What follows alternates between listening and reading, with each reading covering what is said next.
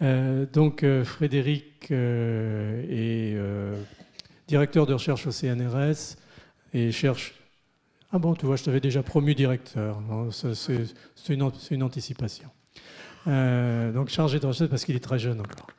Au CNRS et travaillant ici d'ailleurs au collège dans la chaire d'anthropologie de Philippe Descola. Mais en même temps, bien qu'il ne soit pas directeur de recherche, il est quand même directeur de la recherche du musée du Quai Branly, ce qui en dit long sur ses compétences anthropologiques. Donc Frédéric est pour moi, je dirais, sans offense, un cocktail intéressant de sa formation, lié à sa formation. C'est-à-dire que il est issu de l'école normale supérieure, agrégé de philosophie, thèse en philosophie et en anthropologie, apprise d'ailleurs en partie à Berkeley.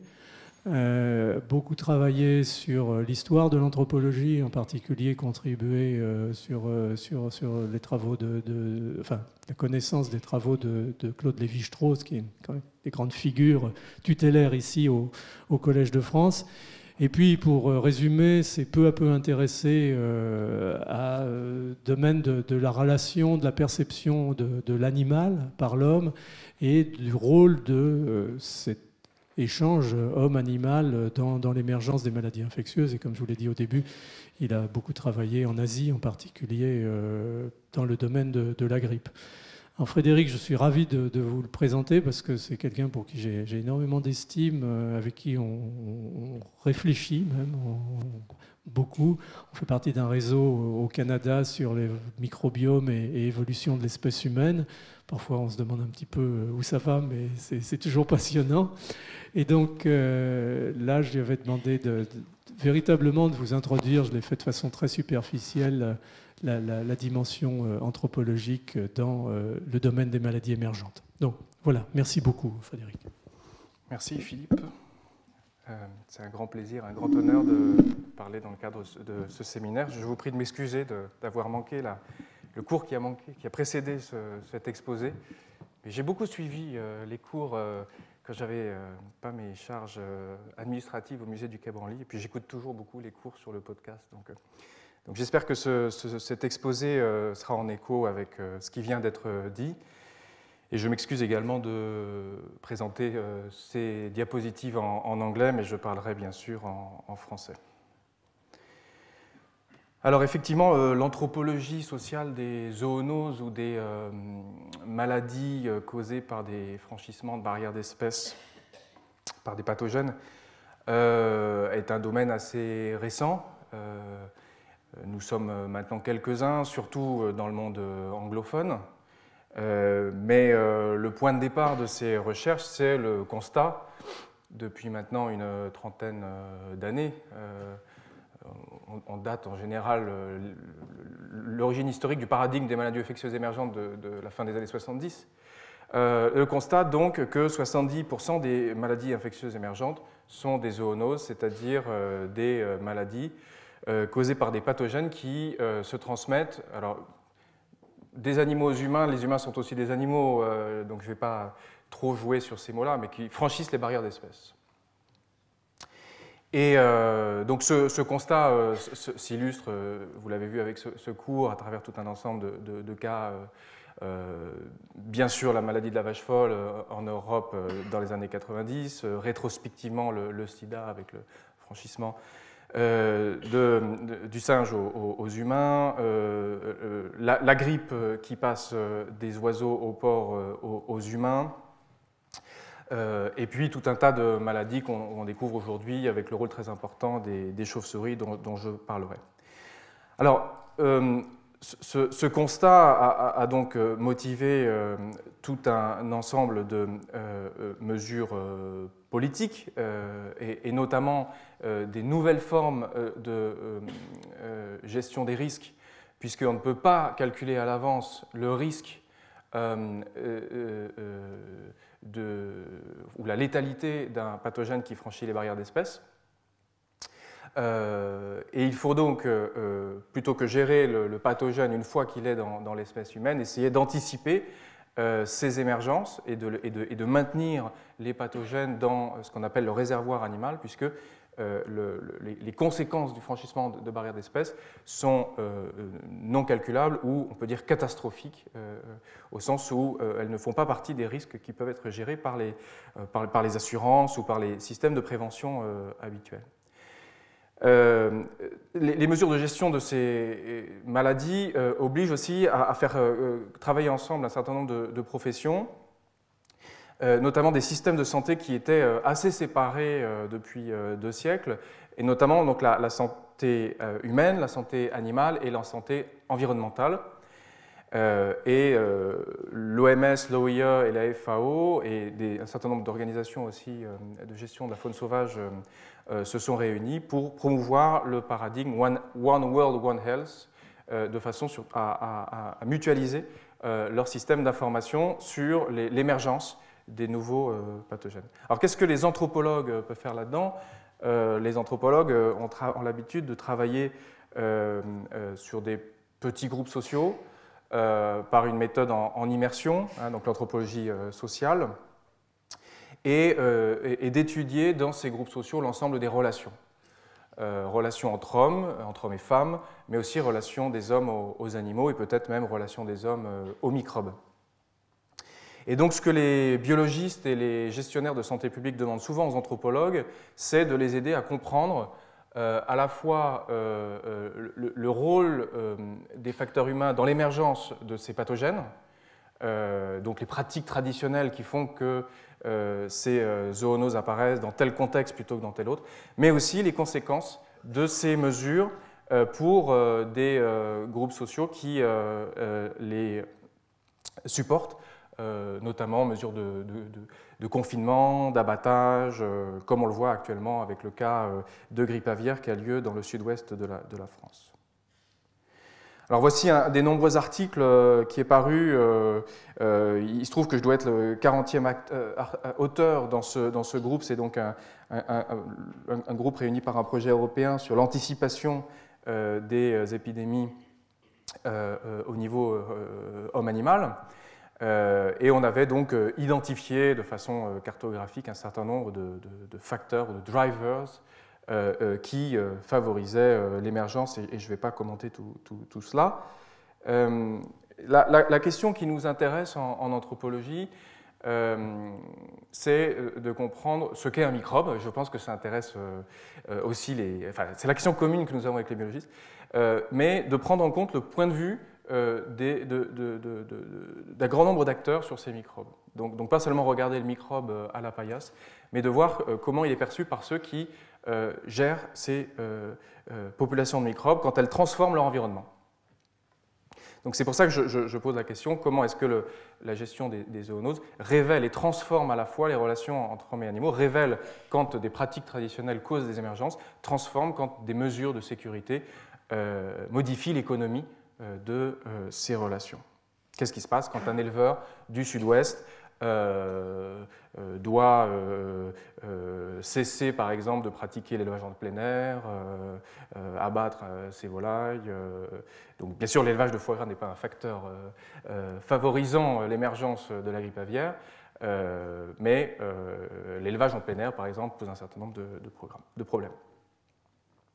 Donc voilà, est-ce qu'on peut prendre en compte l'ensemble des savoirs locaux de ceux qui sont en proximité avec les animaux, et comment est-ce qu'on peut les intégrer dans tous les systèmes de gestion d'alerte, ce qu'on appelle les signaux d'alerte précoce, qui sont construits donc par les autorités de santé publique. Comment est-ce que les éleveurs, c'est une notion que j'ai beaucoup analysée et reprise, comment est-ce que les éleveurs d'animaux peuvent devenir des sentinelles pour les maladies infectieuses émergentes? C'est-à-dire percevoir à l'avance, du fait qu'ils ont un contact permanent avec les animaux, ces pathogènes qui peuvent causer des effets ravageurs chez les humains. Alors, dans mon propre travail, j'ai mené 2 ans d'enquête intensive et puis un certain nombre de retours sur le terrain donc à Hong Kong et dans le sud de la Chine, puisque c'est une région qui est considérée depuis les années 70-80 comme un des épicentres de la grippe. Les grandes pandémies de grippe du XXe siècle, après la pandémie de grippe espagnole. On dit espagnole parce que on dit que le roi d'Espagne en a été victime, mais aussi l'Espagne était un des seuls pays indépendants à l'époque, donc pardon, un seul pays neutre pendant la guerre, et donc avait diffusé les cas alors que les autres pays ne l'avaient pas diffusé. Donc c'est pas du tout espagnol. On ne sait pas quelle est l'origine de la grippe de 1918, la pandémie de 1918 qui a fait entre 20 et 50 millions de morts, mais on sait que les pandémies de grippe de 1957 et 1968, qui ont fait entre 1 et 2 millions de morts, ont été identifiées à Hong Kong et Singapour. Donc il y a cette hypothèse que le sud de la grippe, pardon, le sud de la Chine, du fait de la proximité entre les cochons, les oiseaux sauvages, les hommes, et aussi même de l'usage de certains canards comme pesticides dans les rizières, est un facteur amplifiant pour l'émergence de virus de grippe, et même de virus de grippe qui passent directement des oiseaux aux humains, sans passer par le porc, qui est un véhicule intermédiaire et donc atténuant. Alors l'hypothèse que j'ai suivie en m'appuyant sur vraiment une large littérature anthropologique, c'est que quand un foyer de grippe aviaire apparaît, que ce soit à Hong Kong, dans le sud-ouest de la France ou en Afrique, puisqu'il y en a eu au Cameroun, ça produit une espèce de disjonction cognitive entre deux images ou deux perceptions de l'animal, en l'occurrence des oiseaux, l'animal comme marchandise ou comme viande, c'est-à-dire quelque chose qu'on peut échanger, valoriser, commercer et manger finalement, et puis l'animal comme être vivant avec lequel on a des relations de soins, d'attention, mais aussi de peur, enfin, donc toute cette idée qu'on a trouvée dans des images médiatiques selon laquelle les oiseaux atteints de grippe aviaire se vengeaient contre le mauvais traitement qu'on leur imposait en les confinant, en les soumettant à une standardisation génétique qui favorise la mutation des virus. Bon, donc, si vous voulez, cette hypothèse cognitive, bien sûr, ce n'est pas par des enquêtes en laboratoire, mais on pourrait l'étayer sur tout un ensemble d'images, notamment diffusées par les médias, c'est-à-dire que les médias jouent parfaitement sur cette disjonction cognitive ou cette contradiction. Et c'est pour ça notamment qu'ils montrent les images d'abattage massif de volailles, alors beaucoup plus en Chine qu'en France. D'ailleurs, on n'a pas vu les images des canards abattus dans le sud-ouest de la France. Mais en Chine, on est très fiers de montrer que dès qu'il y a un cas de grippe aviaire, on abat les volailles. Alors, ce n'est pas seulement une question de cruauté chinoise, c'est aussi qu'il y a une relation aux oiseaux qui est différente, il y a une relation au pouvoir qui est différente, bon, tout un ensemble d'analogies très, très différentes. Donc ce qui m'intéresse, moi, c'est qu'entre ces deux pôles,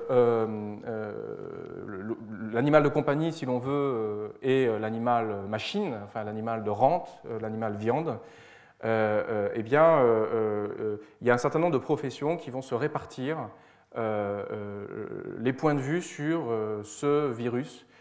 Si finalement les virus de grippe aviaire nous intéressent tant, c'est parce qu'ils tiennent tous les maillons de cette chaîne entre l'animal viande et l'animal être vivant.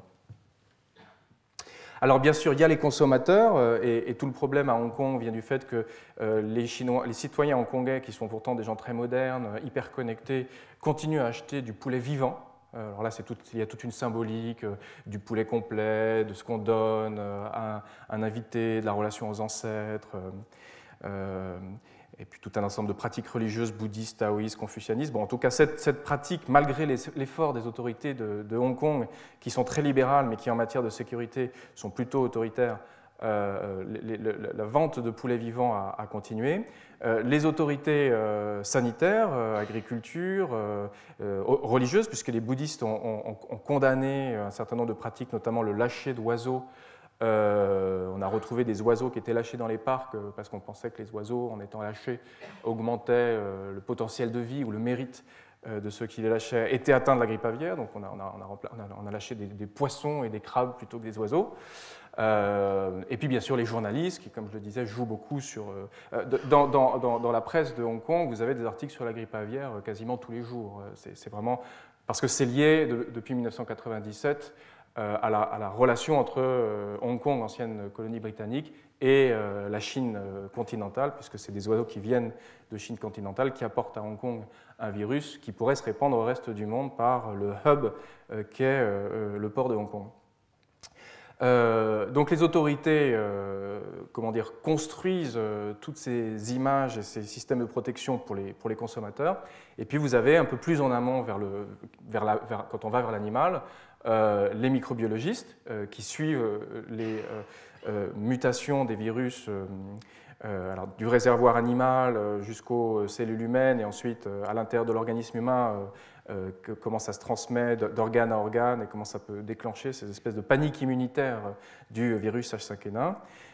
Les vétérinaires et les médecins qui se répartissent les deux aspects de la santé animale et de la santé humaine. Et puis si on remonte encore plus vers les animaux, il y a donc les marchands, ceux qui doivent abattre ces poulets devant les consommateurs, les fermiers, il y a encore 30 fermes de volailles à Hong Kong, l'industrie alimentaire, une énorme consommation de volailles, alors soit réfrigérées en provenance de Chine, soit fraîches, et ça coûte plus cher bien sûr quand on achète du poulet frais. Et puis des observateurs d'oiseaux qui vont ramasser des oiseaux morts dans les réserves, tester pour voir s'il y a du virus de grippe aviaire. Et puis donc si on remonte plus loin, il y a cette ambivalence que le virus de grippe aviaire se transmet par la volaille, donc par le risque de contact. Il y a cette tradition de montrer aux consommateurs le poulet, le cloaque du poulet pour vérifier sa fraîcheur, mais qui a vraiment un risque de transmission très important, puisque le virus de grippe peut se transmettre par l'air. Et puis les oiseaux sauvages, avec lesquels les contacts bien sûr sont moins importants qu'avec la volaille, mais dont un certain nombre de cas ont été trouvés à Hong Kong et dans le sud de la Chine. Alors bon, je passe toute la question qui est très débattue en anthropologie de savoir si les oiseaux si les oiseaux peuvent être considérés comme des acteurs. Moi, j'ai plutôt tendance à les considérer comme des êtres vivants avec lesquels les hommes ont des relations et les virus comme les révélateurs des transformations de ces relations. Mais voilà, donc une enquête sur la gestion des zoonoses implique d'aller rencontrer tous ces acteurs et d'essayer de les répartir et de comprendre comment ils peuvent travailler ensemble à l'occasion d'un foyer infectieux. Voilà, donc ces bouddhistes qui relâchent des oiseaux, des pratiques taoïstes où on coupe le coq on coupe la tête d'un coq dans une fête taoïste où pendant 3 jours on va manger des repas végétariens, mais donc on expulse les énergies agressives en dispersant le sang du coq aux 4 coins du village, et donc les bouddhistes qui communiquent de façon très moderne en disant si vous relâchez des oiseaux, vous ne relâchez pas la vie, mais vous relâchez la mort. Et puis là aussi, des citoyens hongkongais très modernes qui mettent ces masques en relâchant les oiseaux. Donc ce qui est intéressant à Hong Kong, c'est ce cocktail étonnant entre la tradition et la modernité, qui fait que donc un événement comme la grippe aviaire révèle beaucoup de relations aux oiseaux. Et puis on pourrait bien sûr parler de toute la tradition aristocratique, d'avoir un oiseau en cage chez soi, de le remercier pour son chant, d'ouvrir la cage au bout d'un certain temps pour laisser l'oiseau sortir. Alors, après ce travail sur la grippe aviaire, j'ai donc constitué une équipe qui a été financée par le Fonds AXA pour la recherche ici au Collège de France, et avec donc plusieurs anthropologues qui connaissaient bien donc, des terrains en Asie. On a comparé la perception donc, de ces pathogènes zoonotiques dans différentes sociétés, donc vraiment en Asie, et on a voulu tester l'hypothèse de Philippe Descola, qui est professeur ici sur la chaire d'anthropologie de la nature, selon laquelle, là aussi c'est à partir d'une large consultation de la littérature ethnographique, il y aurait 4 modes de relation des humains aux animaux. Je vous passe un peu le détail, mais en gros, en Australie, les hommes considèrent que les animaux sont leurs ancêtres, et donc ils partagent des propriétés communes. Dans le vocabulaire de Descola, les mêmes physicalités et les mêmes intériorités. Donc dans les sociétés dites animistes, donc surtout en Sibérie, Mongolie et en Amazonie, on considère que les hommes ont la même intériorité que les animaux, c'est-à-dire que quand ils les chassent, ils peuvent prendre le point de vue des animaux, il faut qu'ils les invoquent pour demander le droit de les chasser, mais ils n'ont pas la même physicalité, ils n'ont pas le même corps. Dans tout le sud-est de l'Asie, mais aussi l'Afrique, l'Amérique, il y a plutôt l'idée d'une espèce de gigantesque prolifération de signes entre lesquels il y a des correspondances, donc différentes intériorités, différentes physicalités. Et donc c'est pour ça qu'il y a des grands empires qui se constituent avec des grands systèmes cartographiques et puis bien sûr et aussi des grandes pratiques sacrificielles pour essayer de rassembler un peu tous ces signes dans des gestes forts qui marquent l'émergence de la souveraineté. Et puis nous, en Europe, on a une toute petite case, mais très puissante, puisqu'elle a réussi à imposer au reste du monde sa vision des choses, selon laquelle les animaux et les hommes n'auraient pas le même esprit, mais on aurait le même corps. Et donc tout le problème, c'est que quand un virus, enfin un pathogène passe des animaux aux humains, selon qu'on considère que les animaux et les humains ont le même corps ou le même esprit, on ne va pas avoir la même perception du risque infectieux. Voilà. Donc en fait, on a fait des questionnaires. Alors, à la différence de questionnaires qui sont faits par les autorités de santé avec lesquels j'ai beaucoup travaillé, on n'interroge pas les gens sur leur perception du risque, parce que ça suppose que le risque existe.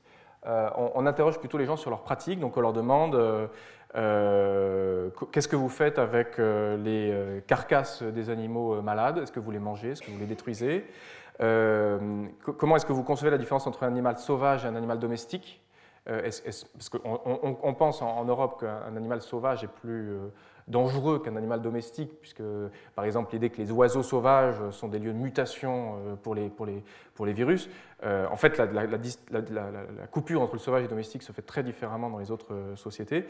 Et puis on leur demande quand même c'est quoi pour vous un microbe. Alors souvent ils n'arrivent pas à faire le lien entre le virus H5N1 ou le coronavirus du MERS et tous les symptômes qu'ils détectent au quotidien chez leurs animaux, mais ils ont tout un discours sur les esprits, ils ont des tas de formes d'attention aux symptômes donc de maladies chez leurs animaux.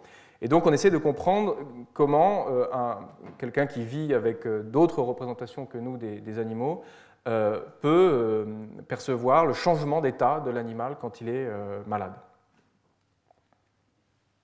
Alors je voudrais donc, en prenant encore une quinzaine de minutes, vous donner un peu les résultats de cette enquête. Donc il y aura l'Australie, la Mongolie, le Laos et la péninsule arabique. Alors en Australie, vous avez sans doute entendu parler de ce virus Hendra, donc à côté de Brisbane, qui a été trouvé en 1994, qui a tué 89 chevaux, et l'industrie du cheval est très importante en Australie, et qui a infecté 7 humains, dont 4 cas mortels, donc c'est vraiment un taux de létalité important. La grippe aviaire, c'est à peu près 70%, Ebola, c'est à peu près 90%, le SRAS, c'est 30%. Là, c'est quand même une létalité importante. Donc il y a eu des mesures de sécurité très massives imposées aux chevaux, mais aussi aux chauves-souris, puisqu'on a découvert des cas de ce virus Hendra chez les chauves-souris. Alors c'est toujours compliqué les chauves-souris parce que c'est des espèces protégées dans la plupart des pays, je pense que c'est vraiment pour des normes internationales. Mais en Australie, comme dans beaucoup de pays tropicaux, les chauves-souris sont vraiment présentes à proximité des villes, dans les arbres, et donc il y a eu des tas d'opérations pour chasser les chauves-souris. On ne pouvait pas vraiment les tuer, mais en tout cas il fallait les chasser. Bon, donc là c'est vraiment une diapositive un peu biologique, mais aussi écologique. Comment expliquer que les chauves-souris soient un réservoir pour beaucoup de pathogènes émergents, à tel point que maintenant vous avez des biologistes qui vont prendre des échantillons d'éjection de chauves-souris pour essayer de trouver des pathogènes qui ne sont pas encore passés aux humains. Une des hypothèses, François Moutou, qui est écologiste et vétérinaire épidémiologiste, l'avait présenté ici dans un colloque qu'on avait fait sur les zoonoses. Une des hypothèses, c'est qu'un quart des espèces de mammifères sont des espèces de chauves-souris, c'est-à-dire qu'il y a une énorme diversité d'espèces et qui vit dans les mêmes environnements, notamment dans des grottes ou dans des arbres. Et donc vous avez une espèce de cocktail explosif avec des pathogènes qui mutent.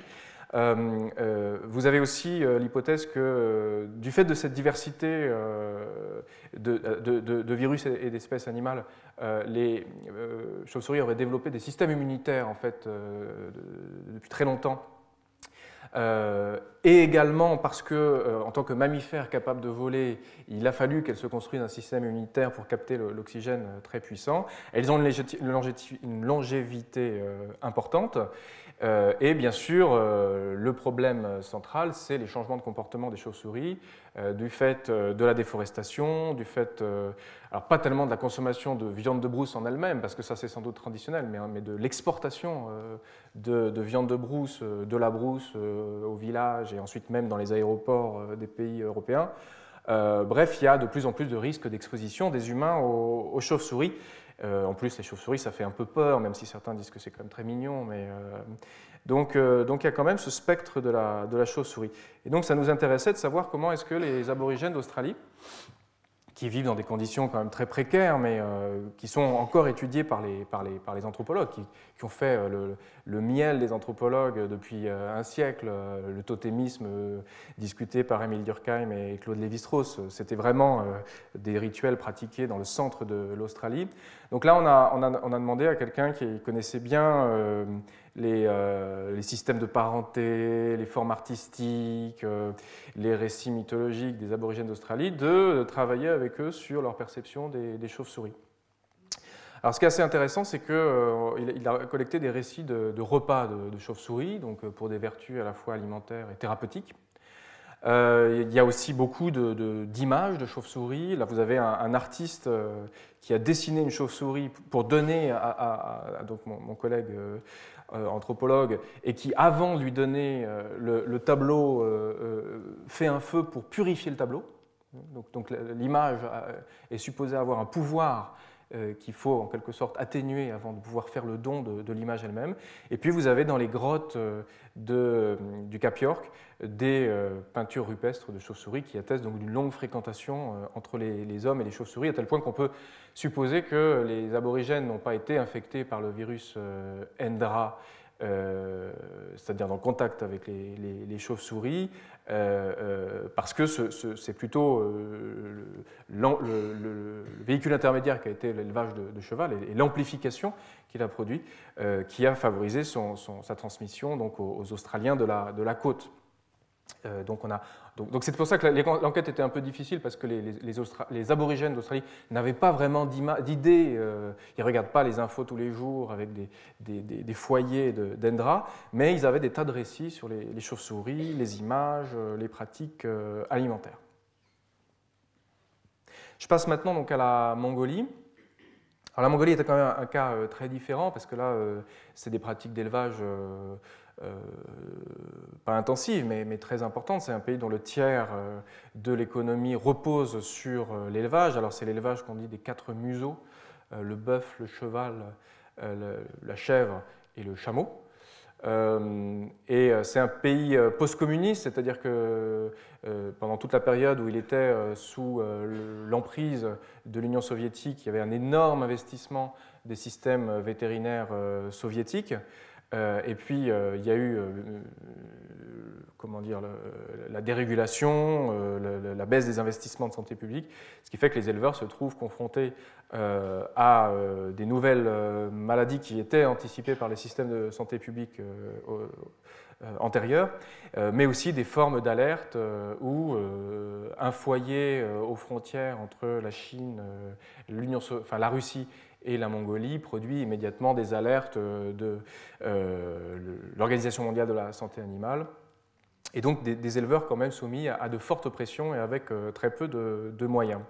Alors on a travaillé sur 3 maladies. La première, c'est la brucellose, qui est une zoonose pas très mortelle, mais avec beaucoup d'avortements, à la fois qui cause des avortements à la fois chez les ovins et les humains. Et qui est invisible, donc il n'y a pas de symptômes, mais qui a fait l'objet d'une énorme campagne de vaccination et d'information, donc qui est plutôt bien gérée en fait. Il y a l'anthrax. Alors l'anthrax, c'est vraiment une des maladies sur lesquels il y a les plus grandes alertes, à la fois au niveau de la gestion, du bioterrorisme, et puis depuis Pasteur, qui en a parfaiement décrit le mécanisme et les remèdes, eh bien l'anthrax cause encore des morts, donc 108 morts en Mongolie, depuis 10 ans, donc ce qui n'est pas énorme, mais c'est surtout qu'elle se répand très vite, et donc il faut la bloquer dès qu'elle apparaît avec des méthodes de quarantaine et alors culling, donc bien sûr en anglais culling, c'est ce qu'on applique aux arbres en fait, mais c'est des méthodes d'abattage massif avec des fosses. Et ce qui nous a intéressé, c'est de comprendre comment ces abattages massifs étaient perçus par les éleveurs. Et un récit qui revenait souvent, c'est qu'il ne faut pas répandre le sang des animaux. Donc c'est pour ça que vous avez par exemple cet abattage là d'un mouton, donc sur le dos, pour que le sang reste à l'intérieur de la carcasse. Et donc l'idée que le sang puisse se répandre dans la terre est vue comme un facteur aggravant de la maladie, et non pas du tout comme une protection. Et puis la troisième maladie sur laquelle on a travaillé, donc ce n'est pas une zoonose, c'est une épizootie, hein, c'est la fièvre afteuse, foot and mouth disease, donc dont les symptômes sont très connus puisque c'est des aftes en fait sur le pied et la bouche. Il y a également donc des abattages massifs en Mongolie, du fait que la fièvre afteuse se répand très rapidement. On se souvient des abattages massifs de bovins en Grande-Bretagne dans les années 2000. En tout cas, les Anglais eux-mêmes se souviennent bien davantage des abattages de la fièvre afteuse que de la vache folle. C'est pour des questions de vaccination, ils ne vaccinent pas pour la fièvre afteuse. Donc en tout cas, les peuples de Mongolie ont vraiment subi ces mesures d'abattage massif qui contredisaient complètement leur perception. On est allé assez loin, bien sûr, dans la description de ces esprits des animaux avec lesquels il faut nouer tout un tas de relations, de domestication pour pouvoir prendre la viande des animaux. Je passe maintenant à un troisième cas. C'est donc le Laos, donc un pays analogiste dans la classification de Philippe Descola. Alors là, on est parti d'un cas un peu bizarre, c'est la tuberculose des éléphants. Alors vous vous souvenez peut-être des cas d'éléphants du parc de la Tête d'Or à Lyon qui ont suscité une grande controverse avec même une grâce présidentielle, une intervention de Brigitte Bardot, de Stéphanie de Monaco pour les sauver. Je crois que c'était en 2009. Non, 2013. Enfin, c'est François Hollande qui l'a géré en tout cas. Et au Laos, donc, il y a eu des alertes sur la tuberculose des éléphants depuis. Aux États-Unis, donc une alerte sur la tuberculose des éléphants depuis 1996. C'est surtout un problème des cirques. D'ailleurs, les éléphants du parc de la Tête d'Or venaient du cirque Pinder. Et les alertes en Asie du Sud-Est ont commencé en 2011. D'abord en Thaïlande et ensuite au Laos. Et le problème, c'est qu'il y a une énorme industrie du tourisme des éléphants avec des parcs d'éléphants et même des musées d'éléphants. Et donc des risques de transmission de la tuberculose des éléphants aux humains. Alors ce risque n'est pas du tout avéré, bien sûr, on n'a jamais trouvé de cas humains transmis par des éléphants. C'était pourtant l'hypothèse qui a justifié ces menaces d'abattage sur les éléphants du parc de la Tête d'Or. Mais en fait, la raison de cette alerte, c'est surtout que les cas de tuberculose chez les éléphants pourraient causer une forte diminution de cette espèce déjà menacée. Il y a quand même un taux de 34% de prévalence de tuberculose chez les éléphants. Alors, comment on fait pour gérer des cas de tuberculose chez les éléphants dans un pays où, soi-disant, il y a 1 million d'éléphants, mais en fait, c'est le roi du Laos qui racontait ça pour dire comme il était puissant. En fait, il y en a 1 millier, dont la moitié sont captifs, qui étaient utilisés au XIXe siècle, notamment par les Britanniques et les Français, pour ramasser du bois dans la forêt, maintenant c'est des tracteurs qui ramassent le bois, qui sont maintenant utilisés dans des camps de tourisme. Mais vous avez par exemple ici une gigantesque caravane des éléphants qui a été organisée pour, je crois, le 10e anniversaire du classement du site de Luang Prabang à l'UNESCO. Donc comment on fait pour patrimonialiser à la fois des sites culturels et des espèces naturelles comme les éléphants. C'est un problème qui se pose dans toute l'Asie du Sud-Est, en Inde également. Comment est-ce qu'on passe de l'éléphant de travail à l'éléphant de compagnie, en quelque sorte, alors qu'il y a des risques de transmission. Alors curieusement, on n'a pas trouvé de tuberculose chez les buffles. On n'a pas cherché parce qu'il y aurait une chaîne quand même là très dangereuse. Et donc cet anthropologue a travaillé sur la perception des esprits des éléphants.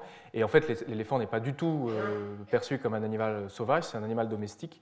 Au contraire, le buffle est un animal sauvage, puisqu'il travaille dans les rizières, alors que l'éléphant est inclus dans la maison, donc il est vraiment domestiqué au sens littéral. Et donc les éleveurs d'éléphants, donc on appelle les maouts ou les cornacs, s'adressent à un certain nombre d'esprits. Quand l'éléphant ne veut pas travailler, on s'adresse à un esprit. Quand il est malade, on s'adresse à un autre esprit. Et donc, dans ces esprits, la tuberculose ne figure absolument, enfin, le bacille de la tuberculose ne figure absolument pas. Et donc, autant les éleveurs de Mongolie reconnaissent les virus de fièvre afteuse, d'anthrax ou de brucellose comme des choses qui existent, autant les éleveurs d'éléphants ne considèrent pas que ça existe. Voilà, donc, comment on fait? C'est pas juste de dire ils ignorent les risques parce qu'ils sont immergés dans le quotidien, c'est vraiment des pratiques de domestication très, très différentes. Et puis voilà, j'arrive au cas donc, du coronavirus du Middle East Respiratory Syndrome, donc, qui s'est déclaré donc, dans la péninsule arabique en 2012, avec le rôle très intéressant, avec une situation donc intéressante déjà du fait qu'on a trouvé donc, ce nouveau coronavirus chez des chameaux, du Sahel à l'Asie centrale, avec le plus grand nombre de foyers dans la péninsule arabique, notamment du fait qu'il y a une importation de chameaux, y compris d'ailleurs de l'Australie, parce qu'il y a des chameaux d'Asie centrale qui ont été importés en Australie et qui arrivent en Arabie, à la fois pour la viande et pour les courses. Et on n'a pas trouvé encore de coronavirus du MERS chez des chauves-souris, mais bon, effectivement, l'écologie de la péninsule arabique ne le favorise pas, mais on peut imaginer qu'il s'est passé quelque chose en Asie centrale qui aurait favorisé cette émergence. Alors voilà, donc c'est aussi dans le cadre de ce projet que nous avons étudié la perception des chameaux par les éleveurs. Alors on n'a pas pu travailler malheureusement sur les abattoirs de chameaux où il y a le plus fort risque, notamment avec des populations de travailleurs migrants, venus du Népal, d'Inde ou du Soudan. Mais par contre, on a travaillé sur des élevages de chameaux pour les courses. Et là, c'est quelque chose dont les Qataris... donc c'est une recherche qu'on a faite au Qatar, mais on aurait pu le faire en Arabie Saoudite, où il y a un plus grand nombre de cas, mais le Qatar, pour tout un ensemble de raisons, communique massivement. C'est un peu Al Jazeera appliqué aux zoonoses. Communique massivement sur ces cas, et donc a commandé en fait une enquête à laquelle on a participé. Donc voilà le marché aux chameaux pour l'abattage alimentaire. Voilà les courses de chameaux. Alors, vous avez des robots qui sont utilisés parce qu'avant c'était des enfants, et donc comme maintenant le Qatar est moderne, il n'utilise plus des enfants, il respecte les droits de l'homme, donc il a mis des robots qui sont commandés par Takiwoki, en fait qui se contentent de dire aux chameaux avance. Donc vous avez les énormes voitures des Qataris qui entourent la course. Voilà. Bon, enfin, et alors la question c'est de savoir comment est-ce qu'entre un riche Qatari qui regarde son chameau à distance depuis sa voiture, son talkie-walkie, son robot, et des travailleurs migrants qui eux abattent des pauvres chameaux venus du Soudan ou d'Australie. Voilà, comment est-ce qu'ils gèrent différemment le risque. Alors on a fait un petit peu de statistiques, même si on en fait beaucoup moins que les biologistes, quand on a demandé aux gens est-ce que pour vous les animaux peuvent transmettre des maladies? Il y en a qui disent non, il y en a qui disent oui, il y en a qui disent qu'ils ne savent pas. Mais vous voyez, on n'est pas assez robuste en statistiques pour vraiment tirer des conséquences de ce tableau. Et donc la conclusion, c'est que quand des pathogènes émergent, donc dans des relations entre hommes et animaux, en fait, ils émergent en compagnie de tout un ensemble d'entités invisibles dont les configurations dépendent de pratiques de domestication, en fait. Et donc, les zoonoses révèlent des frontières entre le sauvage et le domestique qui varient selon les sociétés. Et elles révèlent également les incertitudes que les humains maintiennent quand ils doivent entretenir des relations avec les animaux. Puisque l'idée, c'était qu'avec la domestication, en fait, on avait à peu près contrôlé les maladies infectieuses, puisqu'on avait constitué une sorte de coévolution. Et ce dont on se rend compte aujourd'hui, c'est qu'avec la mondialisation, l'élevage industriel, la déforestation, le changement climatique, en fait, les frontières entre le sauvage et le domestique sont en train de complètement se transformer, se perturber. Et donc, il faut vraiment étudier localement comment cette frontière entre le sauvage et le domestique est perçue et construite pour vraiment impliquer les populations qui vivent au contact des animaux et auxquelles les autorités de santé, aussi bien au niveau national qu'international, demandent beaucoup d'efforts, notamment avec des mesures de sécurité massives dont on ne peut contester la légitimité, mais qui impliquent quand même une participation des groupes humains de façon à ce que ces alertes sanitaires soient à la fois durables et prennent en compte la conservation des animaux et des hommes qui vivent avec eux. Voilà.